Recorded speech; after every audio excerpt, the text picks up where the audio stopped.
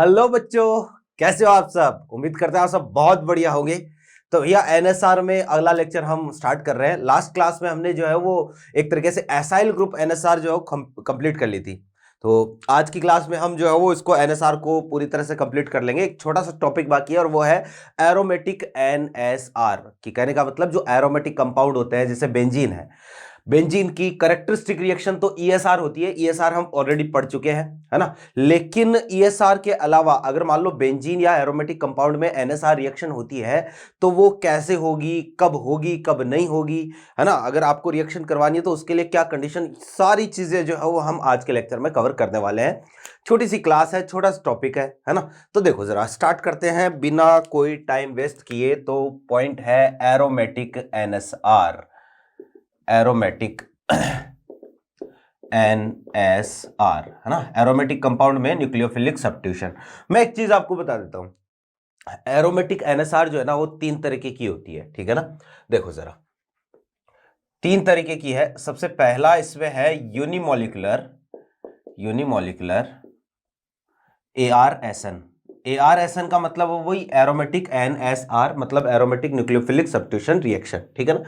अब यार ये रिएक्शन यूनिमोलिकुलर ARSN रिएक्शन हम डिस्कस कर चुके हैं। कहां कर चुके हैं याद दिलवा देता हूं, है ना। इसका एग्जांपल है डाइएजोटाइजेशन, ठीक है, या यू कहो रिएक्शंस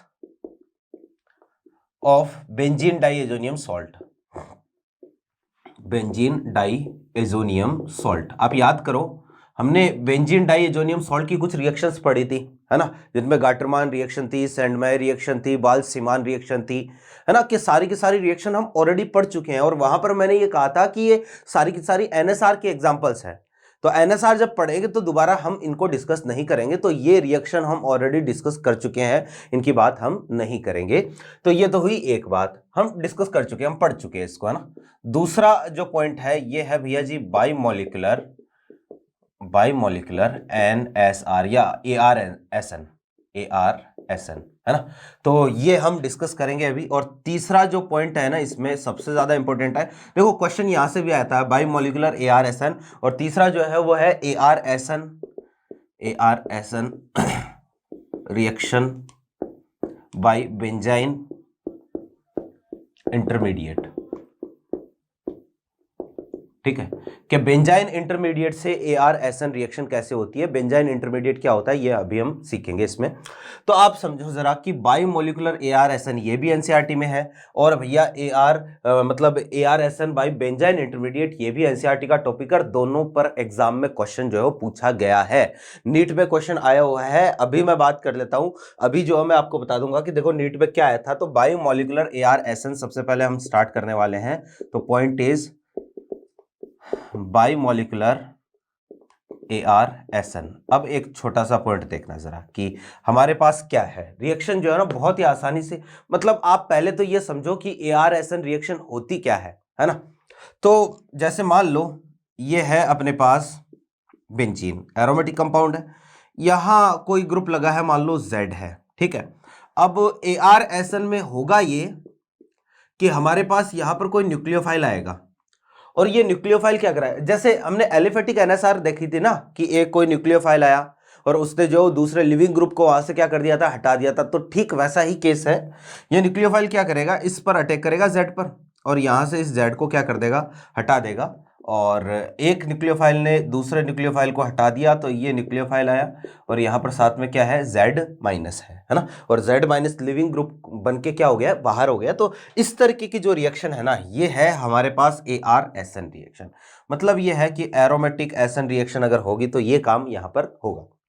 अब हम बात करते हैं देखो बायोमोलिकुलर रिएक्शंस की। तो एक छोटा सा एग्जांपल है, जैसे यार ये है अपने पास मान लो क्लोरोबेंजीन, है ना। रिएक्शन हम करवा रहे हैं इसकी NaOH के साथ। अब NaOH से आपको क्या मिलेगा, OH-, और हमें पता है OH- क्या है, एक स्ट्रॉन्ग न्यूक्लियोफाइल है, और स्ट्रॉन्ग न्यूक्लियोफाइल है तो अच्छा रिएक्शन हुई रूम टेम्परेचर पर। तो आप यहां पर देखोगे कि यार रूम टेम्परेचर पर यहां पर कोई रिएक्शन नहीं होगी, रूम टेम्परेचर पर कोई रिएक्शन होगी नहीं यहां पर। अब यार क्यों नहीं होगी, रूम टेम्परेचर पर आखिर रिएक्शन क्यों नहीं हुई। तो आप समझो जरा कि ये क्या है, ये है अपने पास हेलोबेंजीन, है ना, और या एरिल हैलाइड। Aryl halide. और एरिल हैलाइड में अगर ये देखो OH जो है वो इस Cl को यहां से हटाएगा तो यहां पर खुद की जगह इसकी Cl की जगह क्या आएगा, OH आएगा। लेकिन एरिल हैलाइड NSR रिएक्शन देते ही नहीं है, या बहुत मुश्किल से NSR रिएक्शन देते हैं। अब ऐसा क्यों है? ऐसा इसलिए क्योंकि भैया यहां पर क्या है, डबल बॉन्ड करेक्टर है ना। ये चीज भी मैं पहले आपको एलिफेटिक NSR में ही बता चुका था कि ये कंपाउंड ना तो SN1 देते हैं ना SN2, इवन NSR रिएक्शन इनमें होती ही नहीं है। तो यहां पर मैं लिख देता हूं the reaction will not proceeds at room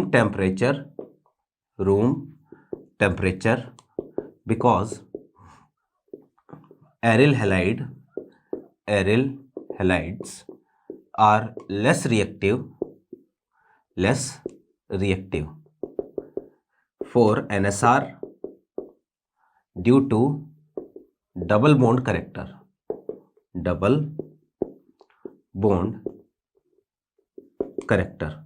between carbon and halogen. ठीक है, तो यहां पर जो है वो कार्बन और हेलोजन के बीच में, C एंड X के बीच में यहां डबल बॉन्ड करेक्टर है, और डबल बॉन्ड करेक्टर होने की वजह से ये जो है वो क्या, कंपाउंड बहुत ही कम रिएक्टिव है। किसके लिए भैया? एक तरीके से NSR रिएक्शन के लिए। ठीक है, अब देखना कि ये देखा जाता है कि अगर आप यहां पर क्या करोगे, ऑर्थो और पैरा पर कोई आपने इलेक्ट्रॉन विड्रॉविंग ग्रुप जोड़ दिया है ना, तो ये रिएक्शन हो जाती है। जैसे यहीं पर मान लो आपके पास ऐसा कंपाउंड है, ये Cl है, यहां NO2 लगा दिया मैंने, एक NO2 यहां लगा दिया, एक NO2 यहां लगा दिया। ठीक है, तो जब रिएक्शन हुई, अब NaOH के साथ रिएक्शन करवाए, वो रूम टेम्परेचर पर रिएक्शन करवा रहे हैं, टेम्परेचर अभी चेंज नहीं किया है। तो यहां रिएक्शन करवाई तो यहां से क्या मिला, OH- मिला। अब ये OH- क्या करेगा, इस कार्बन पर अटैक करेगा और यहां से Cl को क्या कर देगा, बाहर कर देगा। और Cl को बाहर किया तो यहां पर आ जाएगा क्या, OH, ये आया NO2, ये आया यहां पर NO2, और यहां पर भी क्या आया, NO2। अब ये कंपाउंड बन जाएगा, अब रिएक्शन हो जाएगी। भैया जी ऑर्थो और पैरा पोजीशन पर आपने कोई स्ट्रॉन्ग इलेक्ट्रॉन विड्रॉविंग ग्रुप जोड़ दिया, और इसी की वजह से क्या हुई है, रिएक्शन हुई है। अगर देखो आप जो है वो यहां पर टेम्परेचर बहुत ज्यादा करोगे ना, तब जाके रिएक्शन होगी। जैसे यहां तो रूम टेम्परेचर पर रिएक्शन होगी, लेकिन अगर यहां पर आप रिएक्शन करवाना चाहते हो ना, जैसे Cl है, अब यहां रिएक्शन करवानी है भैया, मुझे तो जो है वो 3 NO2 नहीं जोड़ने, मुझे तो रिएक्शन करवानी है, तो नॉर्मल टेम्परेचर पर रिएक्शन नहीं होगी। क्यों? क्योंकि ये तो कम रिएक्टिव है ना, यहां तो क्या है, डबल बॉन्ड करेक्टर है ना, तो इसकी वजह से यहां नॉर्मल टेम्परेचर पर कोई रिएक्शन नहीं होगी। तो यहां टेम्परेचर आपको चाहिए 623 केल्विन, है ना, और यहां पर OH- आएगा और इसको हटाएगा, और यहां पर जो वो Cl तो हट गया और क्या आ गया, OH, और ये NaCl क्या हो गया, बाहर हो गया। भैया जी ये जो रिएक्शन है ना, ये जो रिएक्शन है इसको हम बोलते हैं डव्स प्रोसेस। ठीक है, और ये जो है वो एक तरीके से फिनॉल बनाने का इंडस्ट्रियल मेथड होता है, डव प्रोसेस। 623 पर जो है वो रिएक्शन जाके हुई। अब हम समझते हैं कि यार ऐसा क्यों, कि आखिर क्यों ऑर्थो और पैरा पर अगर आप जो हो कोई इलेक्ट्रॉन विड्रॉवल ग्रुप जोड़ दोगे, स्ट्रॉन्ग इलेक्ट्रॉन विड्रॉवल, जैसे NO2 हो गया, जैसे CN हो गया, CHO हो गया, तो रिएक्शन जो है वो नॉर्मल टेम्परेचर या कम टेम्परेचर पर क्यों हो जाती है, हमें यह समझना है। और ये दोनों ही रिएक्शन जो है ना, ये चलती है भैया बाई मॉलिक्यूलर मैकेनिज्म से, यानी कि बाई मॉलिक्यूलर ARSN है सारी की सारी। अब हमें इस रिएक्शन की क्या समझनी है, मैकेनिज्म समझनी है कि आखिर ये रिएक्शन कैसे हुई। तो आप समझो जरा।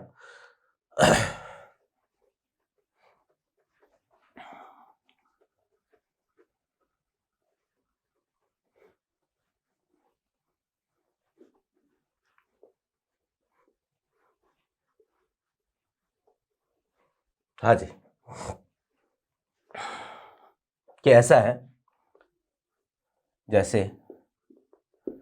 इसी के मैकेनिज्म हम समझ रहे हैं ना, मैकेनिज्म बहुत ही आसान सा काम है, देखिएगा क्या होगा, है ना। जैसे Cl- है अपने पास, यहां रिएक्शन कैसे चलती है आप इसको समझना, है ना। ये हमारे पास कंडीशन है, ये Cl है, और सबसे पहले हमारा न्यूक्लियोफाइल आया। ठीक है, तो न्यूक्लियोफाइल ने जो है यहाँ पर क्या किया, अटैक किया। कहाँ अटैक करेगा, इस पोजीशन पर अटैक करेगा, है ना। तो न्यूक्लियोफाइल जैसे ही यहाँ पर अटैक करेगा तो देखो, तो भैया देखो इस बॉन्ड के इलेक्ट्रॉन जो है ना, ये शिफ्ट होंगे इस कार्बन पर, है ना। और हमारे पास यहाँ पर बीच में एक इंटरमीडिएट बनेगा, ये नेगेटिव, और यहाँ पर आ जाएगा न्यूक्लियोफाइल, ये आएगा Cl, ठीक है। अब इस रिएक्शन में ध्यान से देखना क्या बना है, बीच में कार्ब एनाइन बना है, और ये कार्ब एनाइन जितना ज्यादा स्टेबल होगा, क्योंकि ये वाला स्टेप जो है ना रिएक्शन का, ये स्लो स्टेप होता है, बोले तो RDS होता है, तो ये कार्ब एनाइन जितना ज्यादा स्टेबल होगा, हम ये बोलेंगे कि रिएक्शन की रिएक्टिविटी उतनी ही ज्यादा होगी। नेक्स्ट स्टेप में क्या होगा कि ये वाला जो बॉन्ड इधर, तो ये नेगेटिव चार्ज नीचे की तरफ, इसमें रेजोनेंस चलेगा, ये रेजोनेंस स्टेबल है ना। तो ये आया न्यूक्लियोफाइल, और इधर जो है वो हमारा क्या है, Cl है। नेक्स्ट स्टेप में ये यहाँ, तो ये यहाँ, तो अगली इसकी रेजोनेटिंग स्ट्रक्चर ये वाली बनेगी, ये नेगेटिव चार्ज, ये न्यूक्लियोफाइल, और ये Cl। नेक्स्ट स्टेप में ये यहाँ, तो यहाँ से Cl माइनस जो है वो लिविंग ग्रुप बनके क्या हो जाएगा, बाहर हो जाएगा, और ये Cl माइनस लिविंग ग्रुप बनके बाहर हुआ। तो इस तरीके से ये रिएक्शन चलती है। आप देखो कि इसका जो रेजोनेंस हाइब्रिड है ना इन तीनों का, ये हमारे पास ये वाला बनेगा, ये हमारे पास रेजोनेंस हाइब्रिड बना है, ये न्यूक्लियोफाइल है, यहाँ नेगेटिव और यहाँ नेगेटिव। तो इस रिएक्शन में बीच में जो है वो क्या बनता है, कार्ब एनाइन बनता है, कार्ब एनाइन, ठीक है। एक रिएक्शन थी ESR, वहां पर एरिनियम आयन कॉम्प्लेक्स बन रहा था, जो कि एक क्या है, कार्बोकेटाइन है। यहाँ पर कार्ब एनाइन बनता है भैया, है ना। और रिएक्शन में हम ये बोलेंगे कि ये कार्ब एनाइन जितना ज्यादा स्टेबल होगा, है ना, रिएक्शन की रेट, रिएक्शन के लिए जो है रिएक्टिविटी उतनी ही ज्यादा होगी। क्यों होगी ज्यादा, क्योंकि भाई आप देखो ये कार्बेनाइन स्टेबल है तो जल्दी बनेगा, और जल्दी बनेगा तो हम बोलेंगे रिएक्शन तेजी से होगी। और कार्बेनाइन की स्टेबिलिटी कैसे बढ़ेगी, तो भाई देखो जरा कि ऑर्थो और पैरा पर, क्योंकि जो रेजोनेंस की वजह से जो नेगेटिव चार्ज है वो कहाँ आ रहा है, ऑर्थो और पैरा पर आ रहा है, मेटा पर तो आ नहीं रहा है। तो ऑर्थो और पैरा पर अगर कोई स्ट्रॉन्ग इलेक्ट्रॉन विड्रॉविंग ग्रुप जुड़ा हो, जैसे कि NO2, है ना, तो इस केस में ये क्या करेगा, इसको खींच लेगा चार्ज को यहां से, और चार्ज को विड्रॉ कर लेगा, तो यहां पर नेगेटिव चार्ज डेंसिटी कम होगी। चार्ज जितना कम होगा स्टेबिलिटी उतनी ही ज्यादा होगी, स्टेबिलिटी कार्बेनाइन की ज्यादा होगी।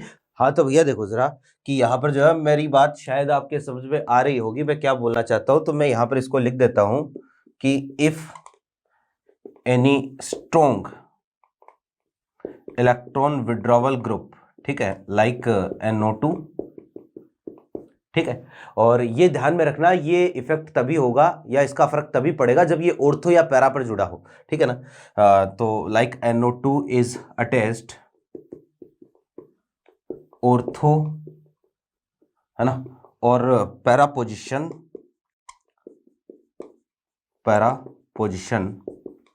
देन फॉर्म्ड कार्ब एनायन, ठीक है। तो जो भी कार्ब एनायन बनता है will be more stable and reactivity और rate of reaction will increases, ठीक है। तो ये हुई एक बात, है ना। फिर ये भी ध्यान में रखना है कि if any electron withdrawing group is present on meta position, then there will be no effect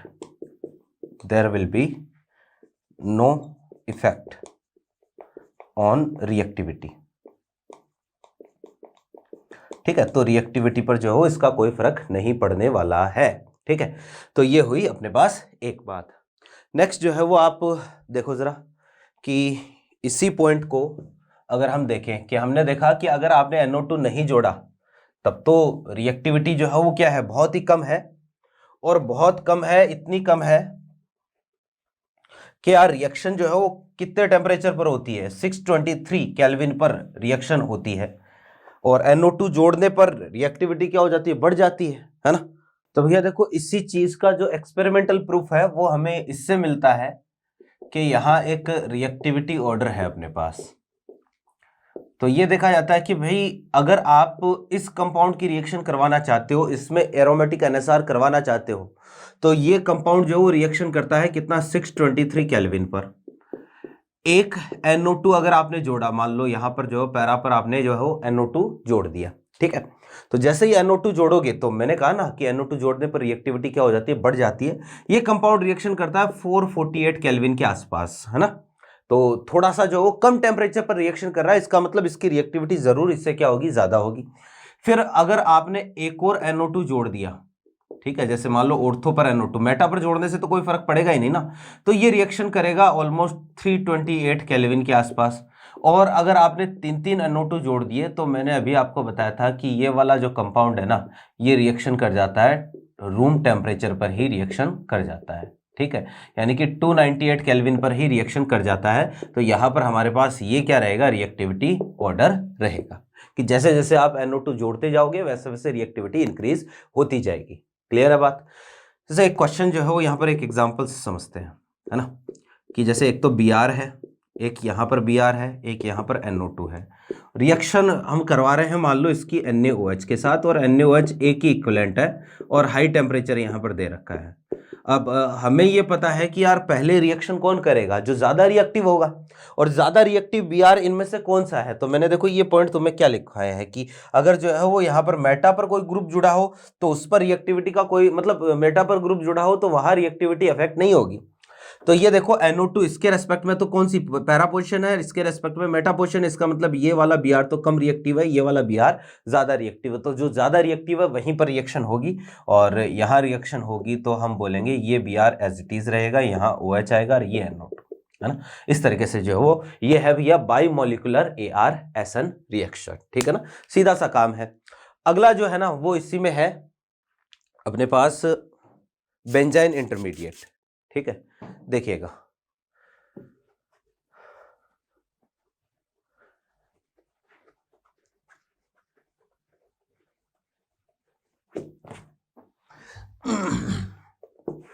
तो नेक्स्ट इज एरोमेटिक NSR, ठीक है, या AR-SN by benzene intermediate.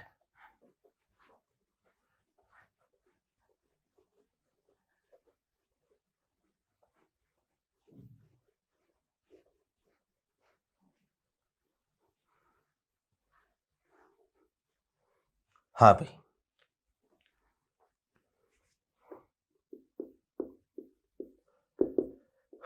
Aromatic NSR by benzene intermediate, ठीक है। देखो बहुत ही आसान सा काम है, बेंजाइन इंटरमीडिएट बना के हमें जो है वो एरोमेटिक NSR रिएक्शन करवानी है ना।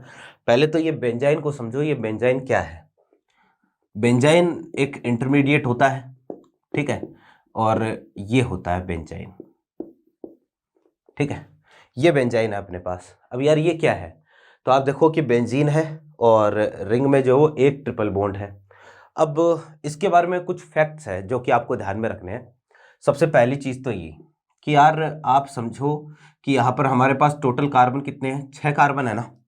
तो मुझे बताओ इस कार्बन का हाइब्रिडाइजेशन कौन सा होगा, sp2, इसका हाइब्रिडाइजेशन भी sp2, ये भी sp2 है, ये भी sp2 है। ये वाला क्या होगा, ये sp हाइब्रिडाइज होगा, नहीं होगा भैया, ये भी sp2 हाइब्रिडाइज है, ये भी sp2 हाइब्रिडाइज है ना। कि ट्रिपल बॉन्डेड कार्बन जो है वो वैसे तो हम बोलते हैं यार sp हाइब्रिडाइजेशन होता है, लेकिन यहाँ पर ये दोनों के दोनों कार्बन भी sp2 हाइब्रिडाइज है। और ऐसा क्यों है, तो ये मैं बता देता हूँ कि जो तीसरा वाला बॉन्ड यहाँ पर बना है ना, ये बना है हाइब्रिडाइजेशन के बाद में, है ना। ध्यान रखना कि हम ये सोचते हैं यार बेंजाइन है, तो बेंजाइन है तो एक ट्रिपल बॉन्ड हो गया, ट्रिपल बॉन्ड हो गया तो sp हाइब्रिडाइजेशन होना चाहिए, लेकिन ऐसा नहीं होता है, ठीक है ना। तो पहली बात तो ये जो कि आपको ध्यान में रखना है कि each carbon of benzene is sp2 hybridize, ठीक है। अभी हम इसकी बात करेंगे कि यार ये बनता कैसे है। पहले तो आप समझो कि हर एक कार्बन क्या है, sp2 हाइब्रिडाइज है, चलो ठीक है। फिर नेक्स्ट पॉइंट है ना, अगर मैं आपको पूछूं कि यार इसमें कितने पाई इलेक्ट्रॉन है, तो इसमें देखो पाई इलेक्ट्रॉन जो है वो मतलब ऐसे कितने पाई इलेक्ट्रॉन है जो रेजोनेंस या डीलोकलाइज पाई इलेक्ट्रॉन कितने हैं, 6 पाई इलेक्ट्रॉन इसके पास डीलोकलाइज है।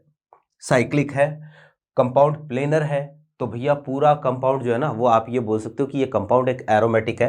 तो मैं यहां पर लिखूंगा benzene is an aromatic unstable, हाँ, अनस्टेबल इंटरमीडिएट। भैया जितने भी इंटरमीडिएट है ना वो सारे के सारे बहुत कम स्टेबल होते हैं, और हम बोलते हैं कि एरोमेटिक कंपाउंड तो बहुत ज़्यादा स्टेबल होते हैं। बेंजाइन एक एरोमेटिक अनस्टेबल इंटरमीडिएट है, हाईली अनस्टेबल होता है ना, ट्रिपल बॉन्ड के कारण हाईली रिएक्टिव होता है। आप ये बोल सकते हो कि एरोमेटिक है, अनस्टेबल है। अनस्टेबल क्यों है? क्योंकि हाईली रिएक्टिव इंटरमीडिएट है, तुरंत आगे रिएक्शन कर लेगा, ठीक है ना। तो ये एक पॉइंट आपको ध्यान में रखने हैं बेंजाइन के मतलब बेंजाइन में, कि ये एरोमेटिक है, 6 पाई इलेक्ट्रॉन है। ये वाला जो है ना sp, ये जो पाई इलेक्ट्रॉन है ये रेजोनेंस में पार्टिसिपेट नहीं करेगा, ठीक है। तो ये तो है बेंजाइन। अब क्या है देखो जरा, कि AR-SN रिएक्शन है ना, जैसे बेंजाइन इंटरमीडिएट बनता है तो हम बोलेंगे AR-SN reaction by benzene intermediate, ठीक है। ये रिएक्शन जो है दो तरीके की होती है। एक तो होती है भैया इप्सो सब्स्टिट्यूशन, ठीक है, और दूसरी रिएक्शन होती है जिसको हम बोलते हैं साइन सब्स्टिट्यूशन,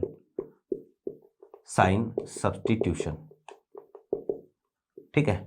या इसको जो आप सीने भी बोल सकते हो, सीने सब्स्टिट्यूशन बोल दो, और दूसरा इप्सो सब्स्टिट्यूशन बोल दो। अब ये इप्सो और साइन क्या होता है इसको भी हम समझ लेते हैं। भैया जी देखो जरा, कि जैसे ये कोई कंपाउंड है अपने पास, ये हेलो एरीन है ना। अब यहां पर जो है वो कंडीशन ऐसी कि हमें तो AR-SN रिएक्शन करवानी है। कहने का मतलब कोई न्यूक्लियोफाइल आएगा, Cl को यहां से हटा देगा। तो दो कंडीशन हो सकती है, कि एक तो ये है कि इस पोजीशन को हम क्या बोलते हैं, this position is known as ipso position, है ना, इसको इप्सो बोलते हैं। तो एक तो आने वाला न्यूक्लियोफाइल जो Cl को यहां से हटाया और यहीं आके जुड़ गया, तब तो इसको हम बोलेंगे इप्सो सब्स्टिट्यूशन। कहने का मतलब जहां से लिविंग ग्रुप हटा, अगर आने वाला न्यूक्लियोफाइल वहीं अटैक कर रहा है, उसी पोजीशन पर जाके जुड़ रहा है, तो दिस इज कॉल्ड इप्सो सब्स्टिट्यूशन। जहां से न्यूक्लियोफाइल हटा, अगर आने वाला न्यूक्लियोफाइल जो है ना, जहां से जो है वो लिविंग ग्रुप हटा, अगर आने वाला न्यूक्लियोफाइल जो है उसके एडजेसेंट कार्बन पर जुड़ रहा है, मान लो इस कार्बन पर या इस कार्बन पर अगर जुड़ रहा है, तब इसको हम बोल देंगे क्या, साइन सब्स्टिट्यूशन, है ना। तो यहां पर मैं लिखूंगा कि if nucleophile attach on the same carbon from living group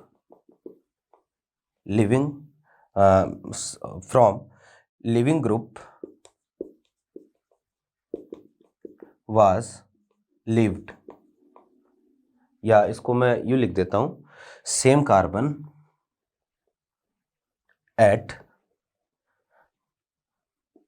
at which living group was attached, ठीक है। तो भैया इस केस में तो उसको हम क्या बोल देंगे, इप्सो सब्स्टिट्यूशन बोल देंगे, कि जहां लिविंग ग्रुप अपना जुड़ा हुआ था, अगर न्यूक्लियोफाइल वहीं जुड़ रहा है, वहीं आके अटैक कर रहा है, तो इप्सो सब्स्टिट्यूशन। साइन सब्स्टिट्यूशन का मतलब है कि if nucleophile is attached, nucleophile attach, या इसको मैं यूं लिख देता हूं, attach on adjacent carbon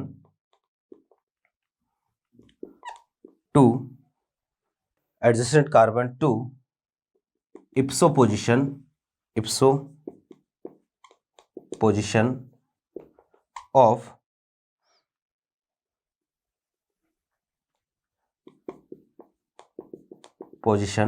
of leaving group, ठीक है। तो अगर जो है वो आजू बाजू वाले कार्बन पर जो है वो जुड़ता है, तब उसको हम क्या बोल देंगे, साइन सब्स्टिट्यूशन बोल देंगे, है ना। तो यहां पर जुड़ेगा तो इप्सो सब्स्टिट्यूशन है, यहां पर जुड़ेगा तो साइन सब्स्टिट्यूशन है, ठीक है। अब ध्यान देने वाली बात कि ये रिएक्शन कब होगी, कौन सी कंडीशन में ये रिएक्शन होगी, है ना। दो तरीके की होगी। बेंजाइन क्या होता है ये हमने देख लिया, अब डायरेक्टली आते हैं रिएक्शन पर। तो देखो एक पॉइंट जो है वो पहले मैं लिखूंगा, उसके बाद में हम इसको समझेंगे कि ये क्या है, ठीक है ना।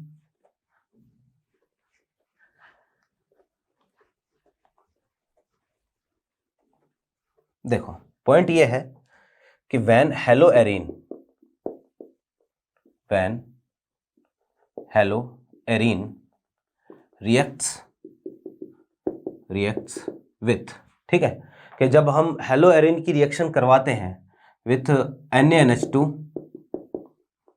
लिक्विड अमोनिया, लिक्विड NH3, या फिर यहां पर हम KNH2 लिक्विड NH3 भी ले सकते हैं, ठीक है, या केवल KNH2 भी लिखा हो सकता है, लेकिन ये सबसे कॉमन है, ठीक है। When halo arene reacts with NaNH2 liquid NH3 then AR-SN reaction will proceeds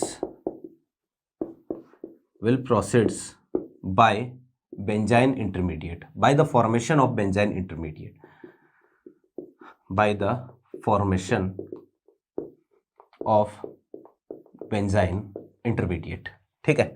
देखो क्या है भैया जी, ऐसी कंडीशन है कि हमारे पास ये हेलो बेंजीन है, मान लो, ठीक, ये हेलो बेंजीन है, और यहां पर जो है ना हमने क्या कर रखा, मान लो इस वाले कार्बन को हमने लेबल कर दिया, स्टार मार्किंग कर दी, ठीक। अब जब आप इसकी रिएक्शन करवाओगे NaNH2 और ये है लिक्विड NH3, तो जब आप इसके साथ रिएक्शन करवाओगे तो दो प्रोडक्ट बनने की पॉसिबिलिटी होगी। एक तो प्रोडक्ट ये वाला बनेगा, देखो यहां से आपको NH2 मिलेगा ना, तो एक तो NH2 जो है मतलब यहां अटैक करेगा जिस कार्बन पर Cl जुड़ा है, और जिस कार्बन पर Cl जुड़ा है तो ये तो है इप्सो सब्स्टिट्यूशन प्रोडक्ट, ठीक है। तो ये तो हो गया अपना क्या, इप्सो सब्स्टिट्यूशन प्रोडक्ट। और सेकंड जो है वो हमारे पास ये कंडीशन आएगी, ये वाला प्रोडक्ट बनेगा NH2, ये है साइन सब्स्टिट्यूशन प्रोडक्ट, ठीक है।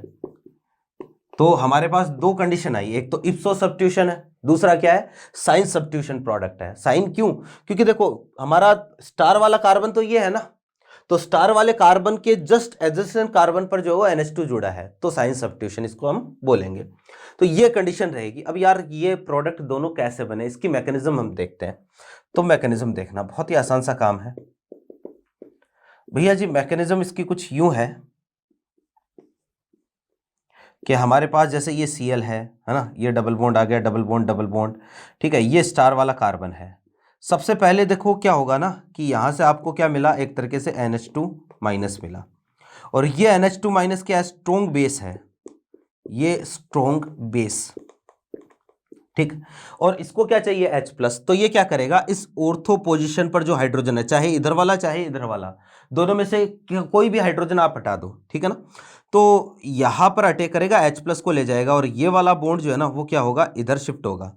जैसे ही ये बॉन्ड इधर शिफ्ट होगा, या फिर आप यूं कहो कि देखो इसको एक एक करके मैं बना देता हूं, जैसे ही अटैक किया तो H+ गया, तो यहां चार्ज कैसा, नेगेटिव, या Cl, ये वाली कंडीशन आई है ना, और ये वाला अपना स्टार वाला कार्बन है। अब ये वाला देखो कार्बन, ये वाला कार्बन अभी sp2 हाइब्रिडाइज था ना, अभी भी कैसा है ये, sp2 हाइब्रिडाइज, ये भी कैसा है, sp2 हाइब्रिडाइज, ठीक है। कहने का मतलब हाइब्रिडाइजेशन तो ऑलरेडी हो चुका है। अब जो है वो नेक्स्ट स्टेप पे क्या होगा, ये वाला बॉन्ड जैसे ही इधर आएगा तो यहां से Cl क्या हो जाएगा, बाहर हो जाएगा, ये बना भैया जी बेंजाइन अपने पास, ठीक है। और ये स्टार वाला कार्बन, ये क्या है, ये बेंजाइन है। तो यहां पर बेंजाइन का जो ट्रिपल बॉन्ड है ना, वो हाइब्रिडाइजेशन के बाद में बना है, हाइब्रिडाइजेशन तो पहले हो चुका था। अब यहां से दो पॉसिबिलिटी हो सकती है, देखो जी, यहां पर हमारे पास क्या है, NH2 माइनस, या यूं कहो कि NH3 हमारे पास रखा है। अच्छा NH3 नहीं भी होगा तो भी काम चल जाएगा, क्योंकि NaNH2 हमने लिया है तो NH2 माइनस है हमारे पास खूब ठीक ठाक कंसंट्रेशन में। अदरवाइज जो है वो NH3 अगर होगा तो NH3 जो है वो अपना लोन पेयर देगा किसी एक कार्बन को, है ना। बेंजाइन जो है वो अब ये न्यूक्लियोफाइल है। अब न्यूक्लियोफाइल के पास दो चॉइस है, दो चॉइस क्या है कि या तो ये इस कार्बन पर अटैक कर सकता है, या न्यूक्लियोफाइल जो वो इस ऊपर वाले कार्बन पर अटैक कर सकता है। तो यहां पर जैसे मान लो ऊपर वाले कार्बन पर अटैक कर दिया तो ये वाले बॉन्ड के इलेक्ट्रॉन वापस से इधर शिफ्ट हो जाएंगे, और हमारे पास ये वाली कंडीशन आएगी, यहां तो जुड़ेगा NH2, ये स्टार वाला कार्बन, ये जो है वो अपने पास कार्बेनाइन हो गया, और ये वाली कंडीशन निकल के आएगी, ठीक है। और दूसरी कंडीशन यहां पर ये भी हो सकती है भैया, सेम टू सेम के NH2 माइनस, क्योंकि जितनी प्रोबेबिलिटी ऊपर वाले पर अटैक करने की, देखो यहां पर क्या बना, वापस से वही कार्बेनाइन बन गया। अब ये कार्बेनाइन जितना ज्यादा स्टेबल होगा, हम बोलेंगे कि रिएक्टिविटी उतनी ज्यादा होगी। तो यहां पर समझना कि ये NH2 माइनस इस नीचे वाले कार्बन पर भी अटैक कर सकता है, तो ये बॉन्ड के इलेक्ट्रॉन ऊपर वाले पर चले जाएंगे।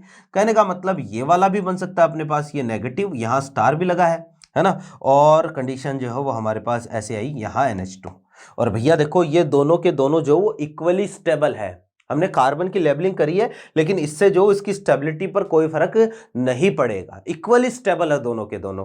तो यहां पर नेक्स्ट स्टेप में क्या होगा, अब देखो हमारे पास है NH3, तो NH3 है तो ये इसको हाइड्रोजन चाहिए, H+ चाहिए, तो ये H+ पर अटैक करेगा, यहाँ से वापस से जो है वो NH2 माइनस क्या हो गया, बाहर हो गया। यहाँ पर भी जो है वो हमारे पास क्या है, NH3 है, तो ये वापस से जो वो इस H+ पर अटैक करेगा और यहाँ से NH2 माइनस क्या हो गया, बाहर हो गया। तो दो प्रोडक्ट बनने की पॉसिबिलिटी है, यहाँ पर जो ये वाला प्रोडक्ट भी बनेगा, ठीक है, और यहाँ पर ये वाला प्रोडक्ट भी बनेगा। जैसे यहाँ स्टार था, यहाँ हमारे पास आ गया NH2 और ये वाला प्रोडक्ट भी, ये वाला तो क्या हो गया, ये तो हो गया इप्सो सब्स्टिट्यूशन प्रोडक्ट और ये वाला हो गया साइन सब्स्टिट्यूशन प्रोडक्ट। तो दोनों के दोनों प्रोडक्ट यहाँ पर बनने की संभावना है, दोनों प्रोडक्ट बनने की पॉसिबिलिटी है, ठीक है। जितना ये बनेगा उतना ही यहाँ पर ये बनेगा, कोई जो है वो मेजर माइनर हम यहाँ पर नहीं बताएंगे। क्यों? ये दोनों के दोनों कार्बोनाइन इक्वली स्टेबल है। अगर मान लो दोनों कार्बोनाइन इक्वली स्टेबल ना हो तो आपको एक दो पॉइंट ध्यान में रखने पड़ेंगे। सबसे पहला पॉइंट तो ये कि यहां पर मैंने कहा ना कि ये नेगेटिव चार्ज जो है ना ये रेजोनेंस में पार्टिसिपेट नहीं करता है। तो जो ज्यादा स्टेबल होगा, जहां कार्बोनाइन मान लो कि यहां तो मतलब इक्वली स्टेबल है, अगर इक्वली स्टेबल नहीं हो, दोनों कंपाउंड अलग अलग हो, यहां पर कोई ग्रुप जुड़ा हो, तो फिर आप कैसे जो है वो प्रोडक्ट बनाओगे, कौन सा वाला मेजर होगा कौन सा माइनर होगा, ये समझने वाली बात है। तो आप यहां पर देखना जरा कि भाई क्योंकि ये नेगेटिव चार्ज जो है वो रेजोनेंस में पार्टिसिपेट नहीं कर रहा है, तो बेंजाइन की जो स्टेबिलिटी है ना, या यहां जो कार्बोनाइन बनता है उसकी स्टेबिलिटी हम केवल और केवल -I से चेक करेंगे। मीजोमेरिक इफेक्ट यहां नहीं लगेगा, एम इफेक्ट यहां पर आपको नहीं लगाना है।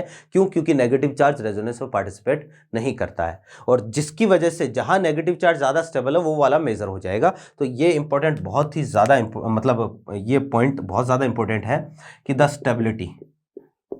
Stability of this कार्बोनाइन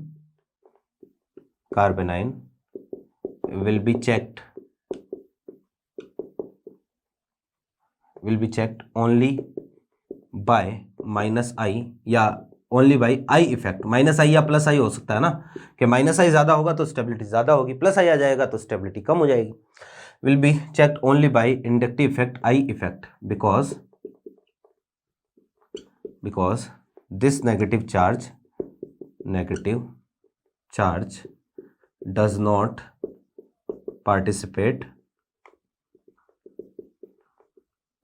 in conjugation या रेजोनेंस। ठीक है, तो ये हमारे पास हो गया बहुत ही ज़्यादा इंपॉर्टेंट पॉइंट। चलो ठीक है, ये भी एक बात है ना। यहाँ पर तो जो है वो हम स्टेबिलिटी डायरेक्टली कैसे भी बता सकते हैं, उससे कोई फर्क पड़ता नहीं है, दोनों इक्वली स्टेबल है तो दोनों जो है वो इक्वल अमाउंट में बनेंगे, है ना। अब एक चीज़ और कि यहाँ पर रिएक्शन का टाइप क्या है, ठीक है, तो आप समझना ज़रा कि सबसे पहले तो यहाँ पर क्या हुआ है, तो यहाँ पर जो है वो आप देख रहे हो सबसे पहले तो हाइड्रोजन यहाँ से एलिमिनेट हुआ, और एलिमिनेट होने की वजह से यहाँ पर जो ट्रिपल बॉन्ड आ गया, है ना।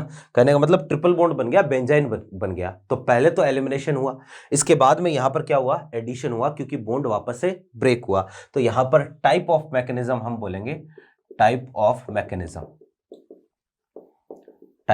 मैकेनिज्म ये है भैया, एक तरीके से आप बोलोगे एलिमिनेशन एडिशन,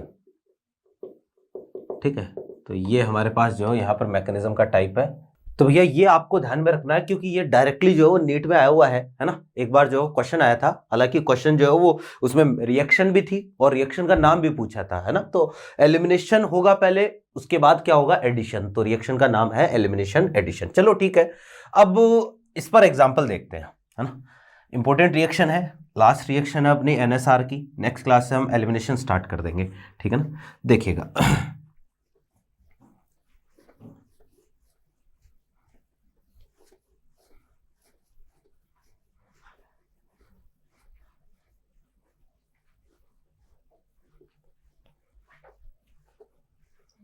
हाँ भैया, समझना, जैसे एग्जाम्पल ये है, ये Cl है और ये हमारे पास जो है वो कंडीशन है, ठीक है, और यहाँ है OCH3, ठीक। अब यहाँ पर जो है वो हमें रिएक्शन करवानी है, एक तो वही KNH2 ले लिया मान लो, साथ में जो है वो लिख के दे दिया लिक्विड NH3, ठीक है, ये Cl है। अब देखिएगा क्या करना है आपको, सीधा सा काम। आप देखो दो प्रोडक्ट बनेंगे, डायरेक्टली अगर प्रोडक्ट बनाना है, ठीक है, तब तो जो है मैं एक चीज आपको बता देता हूं। आप कोई भी एक हाइड्रोजन, देखो ऑर्थो, दोनों ऑर्थो पोजीशन सेम है, तो कहीं से भी एक हाइड्रोजन हटा के आपको बेंजाइन बनाना है सबसे पहले। तो ये मैं हाइड्रोजन हटाऊंगा यहां से मैं क्या हटाऊंगा, Cl हटाऊंगा, और ये हमने क्या बना दिया, बेंजाइन बना दिया, है ना। ये OCH3 एज इट इज। अब दो कंडीशन आ सकती है यहां से कि आने वाला जो NH2 है ना, ये या तो यहां अटैक करेगा, तो इस बॉन्ड के इलेक्ट्रॉन किधर शिफ्ट हो जाएंगे, ऊपर वाले की तरफ। तो एक तो ये कंडीशन आएगी, यहाँ NH2 आया और यहाँ नेगेटिव चार्ज, और ये आया OCH3, तो एक तो ये वाला जो है प्रोडक्ट बनेगा। दूसरी कंडीशन ये भी हो सकती है कि आने वाला NH2 माइनस जो ऊपर वाले कार्बन पर अटैक करे, अगर ऊपर वाले पर अटैक करेगा तो यहाँ पर नेगेटिव चार्ज आएगा, कहने का मतलब ये प्रोडक्ट बनेगा, है ना। ये वाली कंडीशन आएगी, यहाँ NH2, यहाँ नेगेटिव और यहाँ OCH3। अब यार इन दोनों में से जो ज्यादा स्टेबल होगा, जो कार्बेनाइन ज्यादा स्टेबल होगा, है ना, हम बोलेंगे कि रिएक्शन जो है वो एक तरीके से प्रोडक्ट, मेजर प्रोडक्ट उसी के अकॉर्डिंग होगा। अब दोनों की स्टेबिलिटी अलग अलग है, और मैंने कहा कि कार्बेनाइन की स्टेबिलिटी यहां पर कैसे चेक करना है, तो यहां कार्बेनाइन की स्टेबिलिटी हम केवल और केवल चेक करेंगे किससे, -I से, क्योंकि ये नेगेटिव चार्ज जो है वो रेजोनेंस में पार्टिसिपेट नहीं करता है। तो आप समझो जरा कि OCH3 का इफेक्ट कैसा है, -I। यहां पर OCH3 का इफेक्ट -I ज्यादा कहां है, -I ज्यादा यहां है, डिस्टेंस डिपेंडेंट होता ना, तो दिस कार्बेनाइन इज मोर स्टेबल। तो अगर ये ज्यादा स्टेबल है तो रिएक्शन इसी के अकॉर्डिंग होगी। आगे ये जो है NH3 के मॉलिक्यूल पर अटैक करेगा और ये हाइड्रोजन को यहां से एक्सेप्ट करेगा, यहां से NH2 माइनस बाहर हुआ, तो एक तो प्रोडक्ट ये बनेगा OCH3, यहां आया NH2। सेम टू सेम ये वाला भी आगे जो है NH3 के मॉलिक्यूल पर अटैक करेगा और यहां से जो है NH2 माइनस बाहर होगा, यहां पर प्रोडक्ट ये वाला बनेगा, यहां आया NH2 और यहां आया OCH3। अब इन दोनों में से देखो जरा कि मेजर प्रोडक्ट कौन सा होगा, तो ये वाला क्या रहेगा, मेजर रहेगा। कहने का मतलब इस रिएक्शन में, यहां पर जब रिएक्शन हुई तो मेजर प्रोडक्ट कौन सा बना, मेजर प्रोडक्ट हमारे पास बना कौन सा, इप्सो सब्स्टिट्यूशन। तो ipso substitution product will be major product in this case, ठीक है। फिर देखो एक एग्जांपल और देते हैं। मान लो कंडीशन ऐसी है, यहीं पर जो है वो Br लगा है, यहां CH3 लगा, कोई फर्क नहीं पड़ता, हेलोजन का कोई फर्क नहीं पड़ेगा।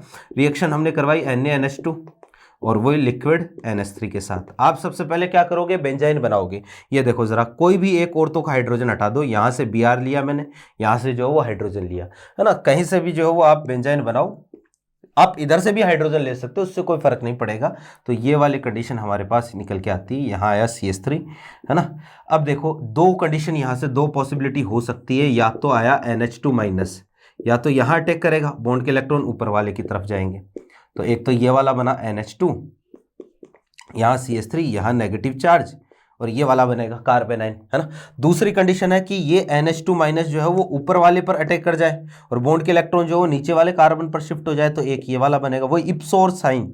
दो कंडीशन आ सकती है ना, ये CH3 आया, ये NH2, नीचे वाला इप्सो है, ऊपर वाला क्या है, साइन प्रोडक्ट है। तो नेक्स्ट स्टेप में क्या होगा, ये अब NH3 पर अटैक करेगा, है ना। तो NH3 पर अटैक करेगा, H+ को इसने एक्सेप्ट किया, तो एक तो ये प्रोडक्ट बना, ये तो है साइन सब्स्टिट्यूशन, ठीक। और सेकंड केस में यहां पर जब NH3 पर अटैक होगा तो यहां पर बनेगा इप्सो सब्स्टिट्यूशन प्रोडक्ट। अब यहां पर आप बताओगे कि मेजर प्रोडक्ट कौन सा रहेगा, बताओ जरा कि मेजर प्रोडक्ट इनमें से कौन सा रहेगा। भैया इन दोनों में से ज्यादा स्टेबल कौन सा है इस बार ये वाला जो हो क्या होगा, मोर स्टेबल होगा, मोर स्टेबल।